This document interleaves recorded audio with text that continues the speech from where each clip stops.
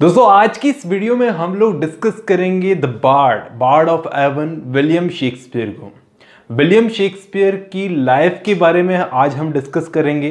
उसके साथ साथ हम लोग इनके प्लेस को डिस्कस करेंगे, मतलब कौन से प्लेस इन्होंने कब लिखे, और इसके अलावा इनका हिस्टोरिकल, सोशल और पॉलिटिकल कॉन्टेक्स्ट भी डिस्कस करेंगे इनकी एज का।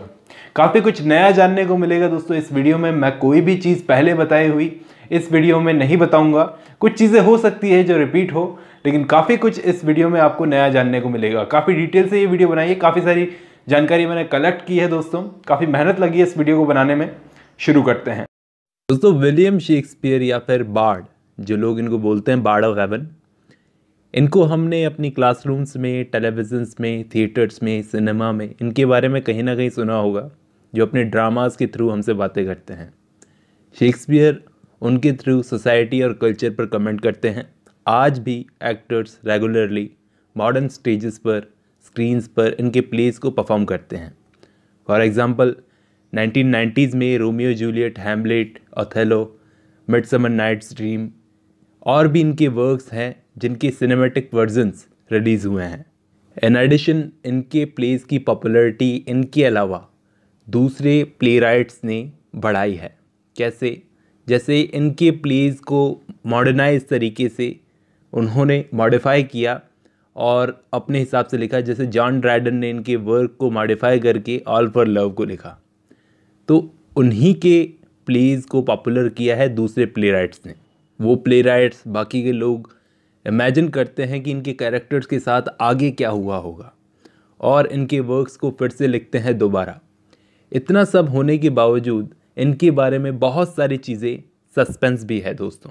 इनके वर्क्स इतनी सारी वैरायटी में, इतने लोग इनको कॉपी करते थे, इसके बावजूद बहुत सारी चीज़ें इनके बारे में सस्पेंस है। मतलब ये नहीं पता कि इतने सारे वैरायटी में इन्होंने जो प्लेज लिखे हैं वो अकेले लिखे हैं या दूसरे प्ले राइट्स के साथ मिलकर लिखे हैं, या फिर दूसरे प्ले राइट्स ने लिखे हैं, इन्होंने सिर्फ अपना नाम यूज़ किया है। फिर इनके कौन से प्ले का वर्जन सिर्फ पढ़ने के लिए था और कौन सा परफॉर्म करने के लिए था। तो मॉडर्न स्कॉलर्स का एक ग्रुप है दोस्तों, एंटी स्ट्रैटफोर्डियन।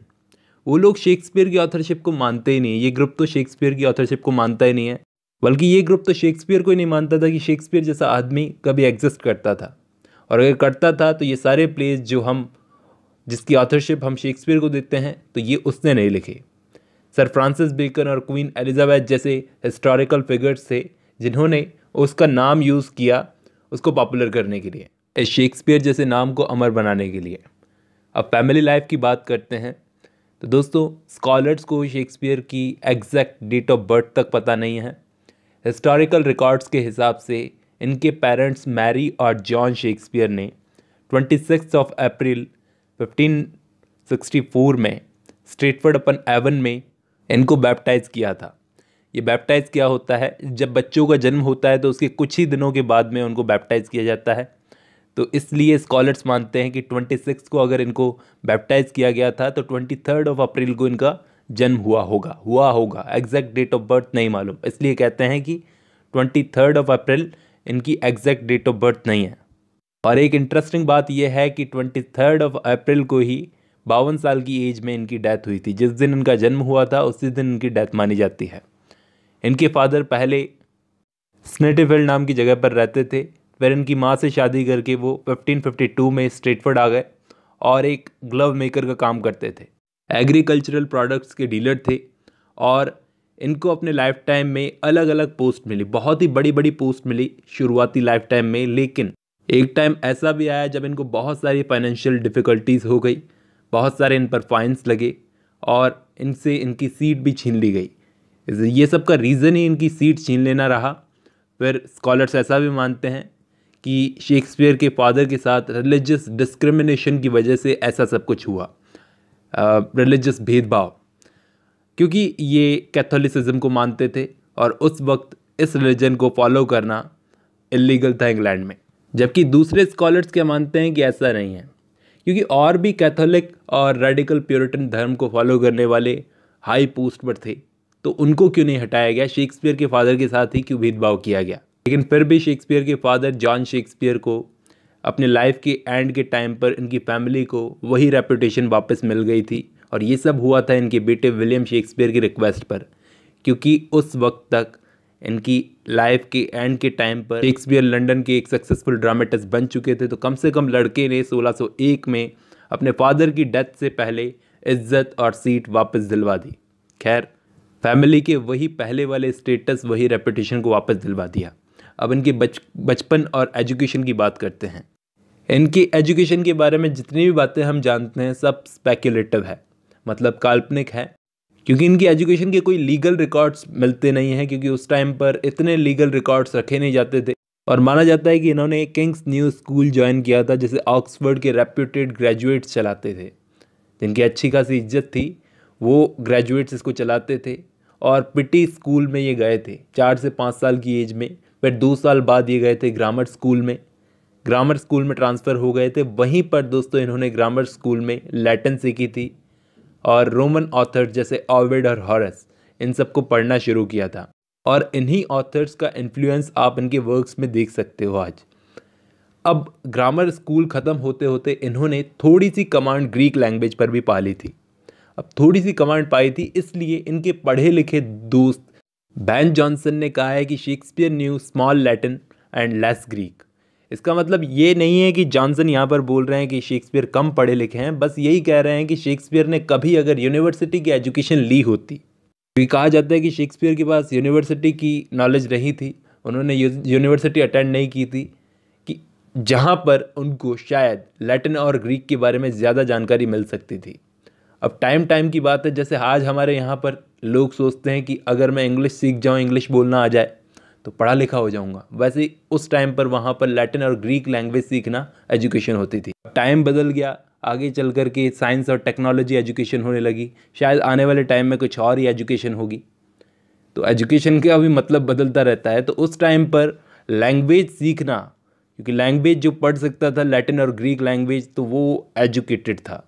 अब शादी की बात की जाए तो शेक्सपियर जब एडल्ट हुए तो उस वक्त तक हिस्टोरिकल रिकॉर्ड्स और डॉक्यूमेंट्स रखना बढ़ गया था। पहले नहीं रखे जाते थे हिस्टोरिकल रिकॉर्ड्स और डॉक्यूमेंट्स वगैरह। तो नवंबर 1582 में जब ये 18 साल की एज में थे तो इन्होंने शादी कर ली 26 साल की एक लड़की एन हैथवे से, जो कि पास ही के एक गांव से थी, शॉर्टरी से। अब एज में इतना डिफरेंस था, लेकिन शादी का रीज़न ये था कि इनकी वाइफ एन हैथवे इनसे पहले से ही प्रेग्नेंट थी, तो इमिजिएटली इन लोगों ने शादी कर ली। इनकी शादी के 6 महीने बाद इनकी बेटी हुई सुज़ैना, मई 1583 में। इसके 2 साल बाद फरवरी 1585 में शेक्सपियर के 2 जुड़वा भाई बहन होते हैं। मतलब शेक्सपियर के बच्चे भाई बहन हुए, एक लड़का एक लड़की। एक का नाम था हैमनेट जो कि लड़का था, और दूसरी थी जुडिथ। लेकिन हैमनेट की 11 साल की छोटी सी एज में डेथ हो गई जब शेक्सपियर अपनी फैमिली से दूर लंदन में रह रहे थे। अब इनके इन दोनों बच्चों के होने के 7 साल बाद के रिकॉर्ड शेक्सपियर की लाइफ के किसी को नहीं पता। इनको साइलेंट ईयर्स बोला जाता है, जिसके बारे में किसी को नहीं पता। इसी टाइम पर, इसी बीच में वो लंदन गए होंगे, थिएटर्स के लिए उन्होंने काम किया होगा 21 से 28 साल की उम्र के बीच में। ये शायद उनकी स्ट्रगल के साल रहे होंगे।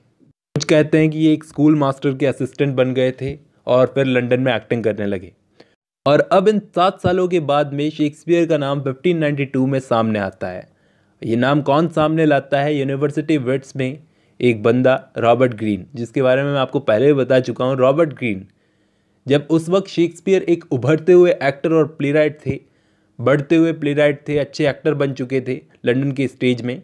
तो रॉबर्ट ग्रीन खुद तो एक बहुत सक्सेसफुल प्लेराइट नहीं थे।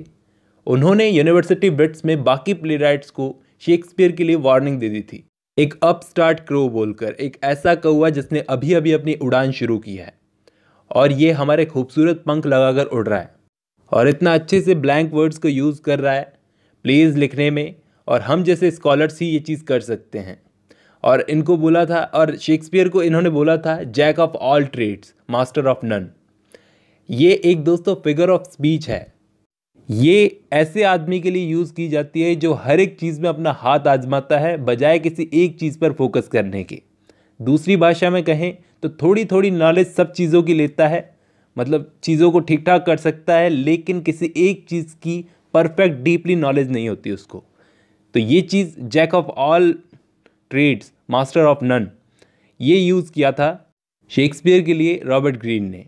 ये पूरी स्टेटमेंट है रॉबर्ट ग्रीन ने जो दी थी, ये बताने के लिए कि जिनको यूनिवर्सिटी की एजुकेशन नहीं मिली होती, ऐसे लोग जैसे कि शेक्सपियर, वो यूनिवर्सिटी विट्स के ग्रेट ड्रामेटिस्ट की बराबरी करते हैं तो क्या होता है। फिर बाद में शेक्सपियर का हिस्ट्री प्ले हेनरी जब सक्सेसफुल हो गया तो उस वक्त रॉबर्ट ग्रीन के पब्लिशर थे उस टाइम पर, उन्होंने शेक्सपियर से माफ़ी मांगी कि कंटेम्प्रेरीज को भड़काने का और ज़्यादा काम किया था इनकी पोइट्री राइटिंग ने। पोइट्री भी इनकी ठीक ठाक फेमस थी। खैर फिर 1593 में अगले ही साल गवर्नमेंट ने पूरे लंदन के थिएटर्स को बंद करवा दिया क्योंकि प्लेग फैल रहा था। और इस टाइम पर ये प्लेग क्यों फैला बार बार ये भी बताऊंगा मैं आपको। इस टाइम पर पब्लिकेशन हिस्ट्री के अकॉर्डिंग शेक्सपियर ने अपनी नैरेटिव पोएम्स को लिखा था जिस वक्त ये प्लेग फैला था यहाँ पर लंदन में और लंदन के थिएटर्स को बंद करवा दिया गया था। उस टाइम पर 2 नैरेटिव पोएम्स वीनस एडोनाइस और रेप ऑफ ल्यूक्रेसी को लिखा था जो कि शेक्सपियर के फ्रेंड HW को डेडिकेशन थे। इसके बाद 1594 में थिएटर्स रीओपन होते हैं तो इस वक्त शेक्सपियर ने लॉर्ड चैम्बरलेन्स मैन को ज्वाइन कर लिया था। ये एक ड्रामा कंपनी थी। अब इन्होंने अपने शुरुआती करियर में ज़्यादातर हिस्ट्री प्लेज को लिखा और रोमांटिक कॉमेडीज़ को। तो शुरुआती पीरियड्स में हिस्ट्री लिखकर ये सक्सेसफुल हो गए थे क्योंकि इन्होंने टाइमिंग पर हिस्ट्री लिखी थी जो कि इनके सक्सेस का रीज़न बनी और इनके लिखने का स्टाइल भी काफ़ी अच्छा था।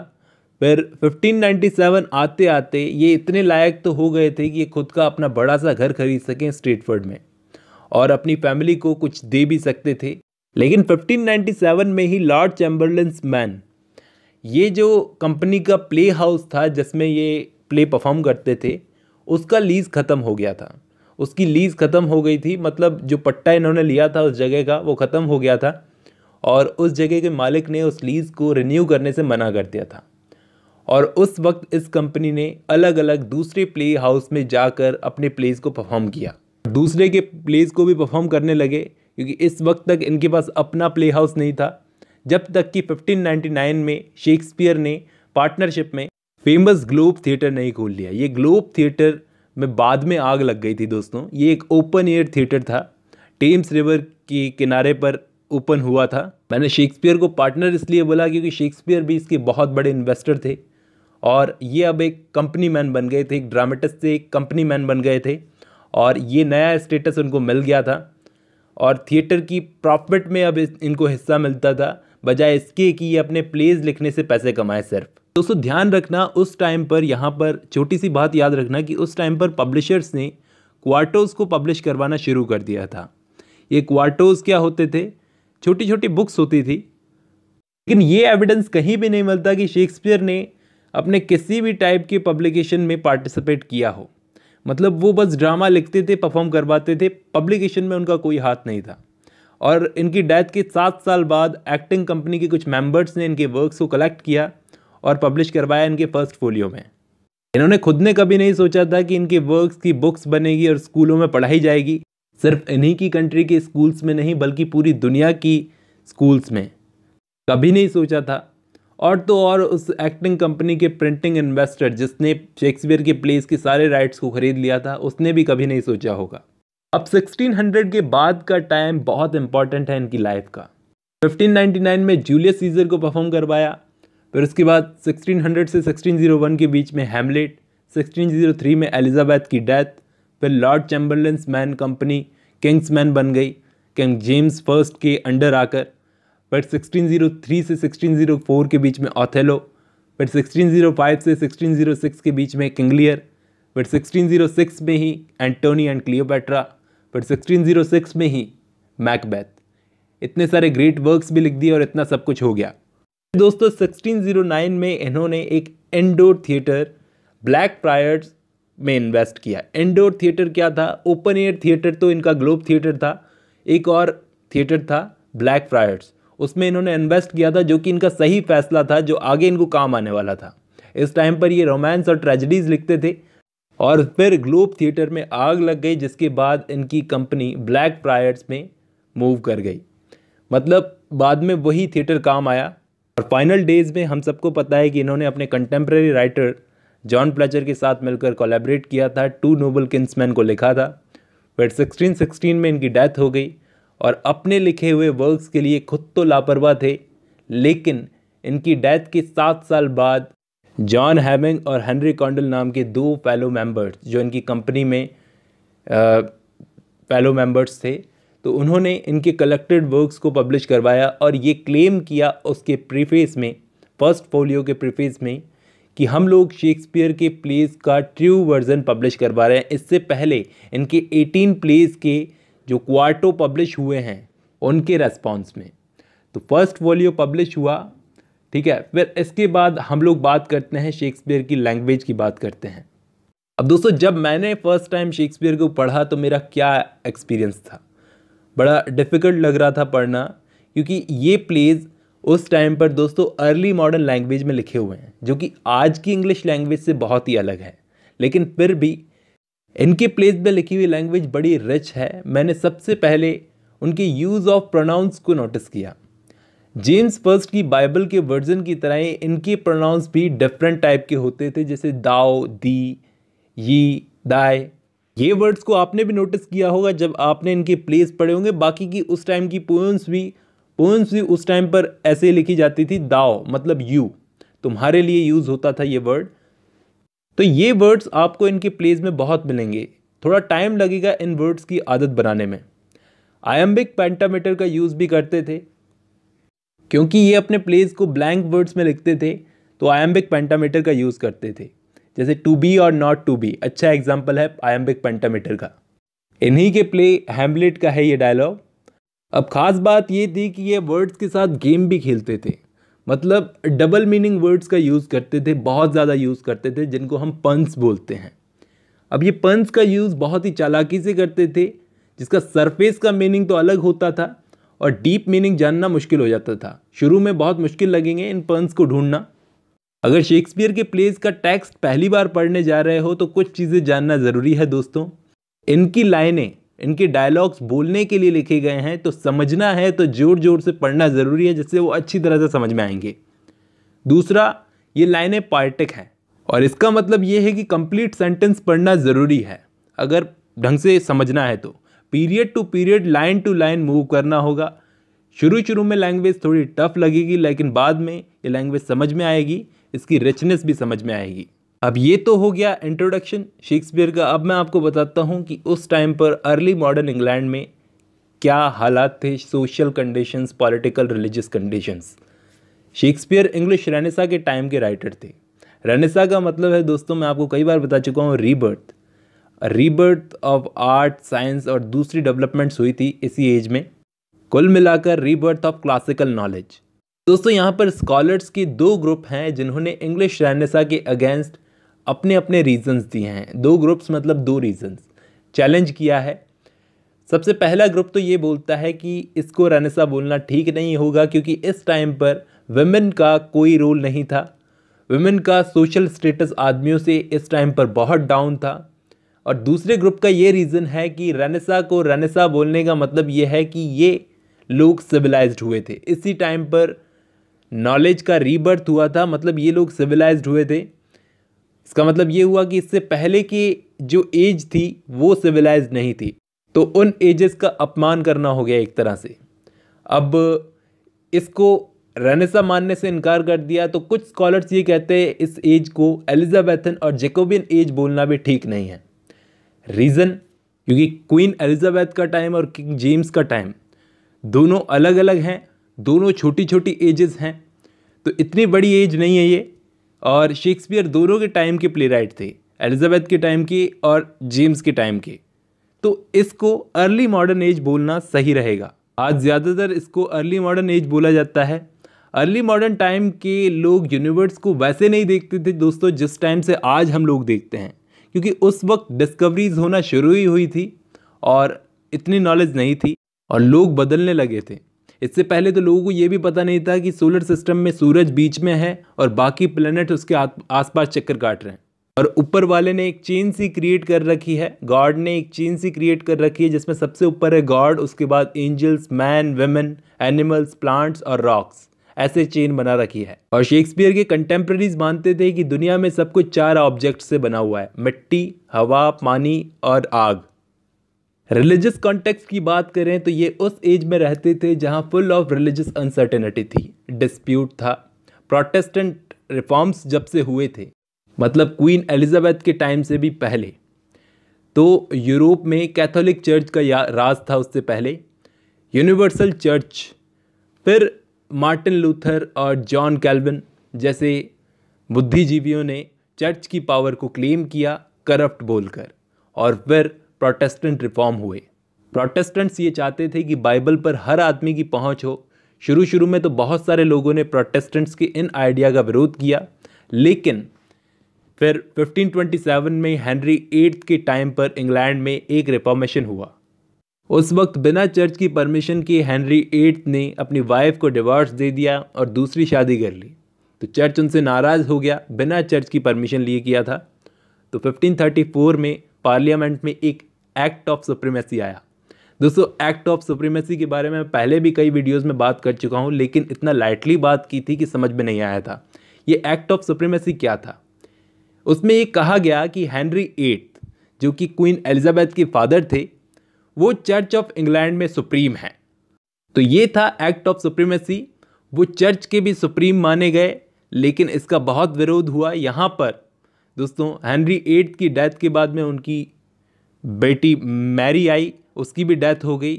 इस टाइम पर कभी प्रोटेस्टेंट भारी होते थे तो कभी कैथोलिक्स भारी होते थे। फिर 1558 में queen Elizabeth first, daughter of Henry 8 आती हैं, और इनके आने से प्रोटेस्टेंट रीस्टोर हो गए इंग्लैंड में, और कैथोलिक्स दब गए एक तरह से। लेकिन फिर भी इन्होंने ज़्यादा से ज़्यादा शांति कायम रखी अपने टाइम पर। कैसे? जब कैथोलिक्स दब ही गए हैं तो कैसे शांति कायम रखी? अब ये पॉलिटिकल कॉन्टेक्स्ट में मैं आपको बताऊंगा। अब एलिजाबेथ फर्स्ट खुद तो प्रोटेस्टेंट थी, ये बात हमको मालूम है, तभी प्रोटेस्टेंट्स ऊपर आ गए। लेकिन फिर भी ये खुद बीच का रास्ता पकड़ती थी कि जिससे कोई भी नाराज़ ना हो। ये रिलीजियस मामलों में बीच का रास्ता पकड़ती थी। इन्होंने कैथोलिक्स को अलाउ कर दिया कि तुम अपने धर्म की प्रैक्टिस प्राइवेट में कर सकते हो। अगर एंग्लिकन चर्च इंग्लिश थ्रोन के लिए लॉयल है तो तुम अपने धर्म की प्रैक्टिस प्राइवेट में कर सकते हो। तो उस टाइम पर प्राइवेट में प्रैक्टिस होती थी, पब्लिकली नहीं होती थी। तो एलिजाबेथ ने यहाँ पर बीच का रास्ता पकड़ा रिलीजियस मामलों में, क्योंकि रिलीजियस मामलों में बहुत ज़्यादा सेंसिटिव होते हैं लोग। लेकिन एलिजाबेथ के टाइम पर भी वो ऐसी सोसाइटी में रहती थी जहाँ पर वुमेन को पॉलिटिकल पर्सनल पावर्स नहीं थी, रेस्ट्रिक्शंस थी। वो खुद क्वीन होने के बावजूद उस वक्त इंग्लैंड में वुमेन का स्टेटस बढ़ा नहीं सकी। अपने 45 ईयर्स के राज में उन्होंने कभी भी शादी नहीं की, इसलिए उनको वर्जिन क्वीन कहते हैं। उनकी प्योरिटी इंग्लैंड की प्योरिटी को रिप्रेजेंट करती है। शादी ना करके वो इंडिपेंडेंट रही। शायद वो शादी कर लेती तो शायद उनकी इंडिपेंडेंस पे असर पड़ता। इसके बाद उनकी कज़न मैरी का बेटा जेम्स किंग बन गया इनकी डेथ के बाद में 1603 में। तो जेम्स 6 ऑफ स्कॉटलैंड इंग्लैंड में जेम्स फर्स्ट बना, और इसके आने से ही जैकोबियन एज शुरू हुई। दोस्तों, Elizabeth first divine rights of Kings को मानती थी, मतलब कि ऊपर वाले ने हमको किंग और क्वीन बनाकर अपॉइंट किया है। और किंग जेम्स भी इसी चीज़ को मानते थे। और उनके बाद में उनका बेटा चार्ल्स फर्स्ट, तो खैर उसकी बात नहीं की जाए। अब कई क्रिटिक्स ये मानते हैं कि शेक्सपियर ने मैकबेथ को जेम्स के किंग बनने के 3 साल बाद में ही किंग को ट्रिब्यूट करने के लिए लिखा था। ये जो प्ले था मैकबेथ, ये किंग जेम्स के राजा बनने पर उनको ट्रिब्यूट करने के लिए लिखा था, क्योंकि उस प्ले में कहीं ना कहीं डिवाइन राइट्स की बात हुई है। लेकिन फिर भी स्कॉलर्स ये मानते हैं कि किंग जेम्स एलिजाबेथ जितना सक्सेसफुल नहीं था, वो बहुत एक सक्सेसफुल रूलर थी। लास्ट में हम लोग सोशल कॉन्टेक्स्ट की बात करते हैं। दोस्तों, सोसाइटी शेक्सपियर के टाइम पर 2 सोशल क्लासेस में बटी हुई थी। ये सिंपल ही है। 2 सोशल क्लासेस कौन सी? पहली थी नोबल लोग आते थे, जिसमें एरिस्टोक्रेट्स जिनके पास बहुत पैसा था। दूसरे थे जिनमें नोबल लोगों के अलावा सब कुछ आते थे। इन दोनों में फ़र्क ये था वेल्थ और पावर का। नोबल लोगों के पास जन्म के साथ ही सब कुछ था, कि जिनके पास स्किल्स थी उनके पास पैसा नहीं था। उस वक्त सोशल मोबिलिटी थी। शेक्सपियर ने खुद अपने थिएटर से कमाए हुए पैसों से खुद का स्टेटस सिक्योर करने के लिए उसको यूज़ किया, उन पैसों को। अब वो अलग बात है कि उनकी तरह दूसरे लोगों को उस टाइम पर अपना सोशल स्टेटस उठाने की अपॉर्चुनिटी नहीं मिली। उस टाइम पर वुमेन का स्टेटस भी ठीक नहीं था। हस्बैंड फैमिली का किंग था, जैसे स्टेट का किंग था वैसे ही हस्बैंड फैमिलीज़ का किंग हुआ करता था। उसके पास डिवाइन राइट थे। लोग एक फैमिली को आज जिस नज़रिए से देखते हैं दोस्तों, उस टाइम पर नहीं देखते थे। उस टाइम पे बहुत अलग नज़रिए से देखते थे। प्रॉपर्टी जाती थी फैमिली के फर्स्ट मेल चाइल्ड को। सिस्टम ऑफ पैट्रियार्की, वुमेन को ना तो वेल्थ मिलती थी ना टाइटल। क्वीन एलिजाबेथ भी क्वीन इसलिए बनी थी क्योंकि कोई भी मेल वारिस नहीं था इंग्लैंड की गद्दी पर बैठने के लिए, इसलिए क्वीन एलिजाबेथ क्वीन बनी। लेकिन उस पर भी अगर इनकी शादी हो जाती तब शायद सिचुएशन अलग होती। इसके अलावा वुमेन को एजुकेशन भी नहीं मिलती थी। प्रोफेशन की तो बात ही नहीं की जाए तो बेहतर होगा, क्योंकि एजुकेशन ही नहीं मिलती थी तो प्रोफेशन में कहाँ से वो हाथ आजमा सकती थी। खास कर कि हम जब लिटरेचर पढ़ रहे हैं तो एक्टिंग में तो वुमेन काम नहीं करती थी। लेकिन शेक्सपियर ने अपने प्ले मैकबेथ में आप एक चीज़ नोटिस करोगे, लेडी मैकबेथ का कैरेक्टर कितना बोल्ड दिखाया उन्होंने। बड़ा एक्टिव रोल था लेडी मैकबेथ का। तो ये कई सारे प्लेज में आप देखोगे कि शेक्सपियर की वुमेन कैरेक्टर पावरफुल दिखाने की कोशिश करते थे। अब आप ये सोचोगे कि शेक्सपियर की कितने आगे की सोच थी, या फिर कमर्शियल पर्पस के लिए, क्योंकि पब्लिक को ये चीज़ नए टाइप की देखने को मिलती थी। क्योंकि शेक्सपियर के लिए पैसा और पब्लिक अटेंशन बहुत मायने रखती थी। वो तो क्लासिकल रेफरेंस भी उठाते थे। अब इसका मतलब ये थोड़ी वो कुछ सिखाने के लिए, वो तो इंटरेस्ट पैदा करने के लिए उठाते थे। क्या मालूम कमर्शियल पर्पस रहा हो ये सब करने का। अब उस टाइम पर लंदन कैसा था, लगभग 2 लाख की आबादी थी दोस्तों। लंदन के बारे में बता दूं, क्यों प्लेग आते थे उधर।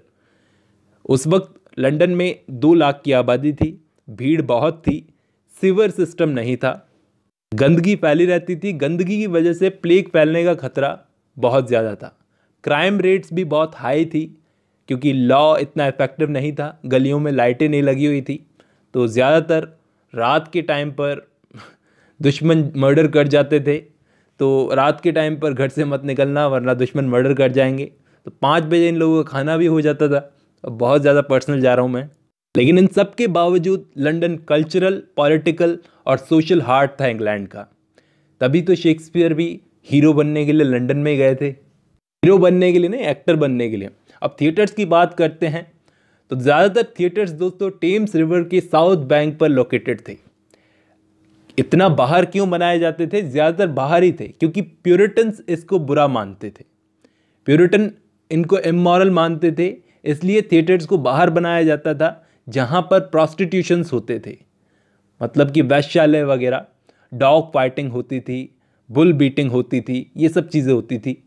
लेकिन इतनी सब रेस्ट्रिक्शंस होने के बावजूद थिएटर्स उस टाइम पर दोस्तों सेंसरशिप से फ्री नहीं थे। मतलब सेंसर तो उस टाइम पर भी था। कहा जाता है कि पॉलिटिकल, सोशल और सेंसिटिव मैटर्स में आप प्लेज नहीं परफॉर्म करवा सकते। मतलब कि पहले तो टेक्स्ट को चेक किया जाएगा। कुछ केसेस में ऑफेंडिंग सेक्शंस में कटिंग होती थी, फिर जाके अप्रूवल मिलता था पब्लिक परफॉर्मेंस का। अब उस एज के थिएटर्स दोस्तों आज के हिसाब से बहुत अलग थे। आज जैसे थिएटर्स हैं बंद थिएटर्स होते हैं। आजकल तो एसी भी लगे रहते हैं थिएटर्स में, लेकिन उस टाइम पे ओपन एयर थिएटर हुआ करते थे। नेचुरल लाइट्स मिलती थी, ज़्यादा से ज़्यादा पब्लिक थिएटर में आती थी, और एक थिएटर ज़्यादा से ज़्यादा 2000 से 3000 लोगों को होल्ड कर सकता था। अब फ़ायदा ये था कि ज़्यादा लोग ओपन एयर थिएटर में आते थे, घुटन नहीं होती थी, ज़्यादा लोग देख सकते थे। कुछ इस टाइप का थिएटर हुआ करता था। तो ग्लोब थिएटर भी इसी टाइप का था। अब लड़कियों के रोल किससे करवाते थे ये? जैसे शेक्सपियर की ड्रामा कंपनी में लड़की के रोल किससे करवाए जाते थे? जवान लड़कों से, जिनकी आवाज़ अभी भारी नहीं हुई थी। तो दोस्तों ये था सोशल कॉन्टेक्स्ट। आई होप आपको आज की वीडियो पसंद आई होगी। आज की वीडियो में बस इतना ही।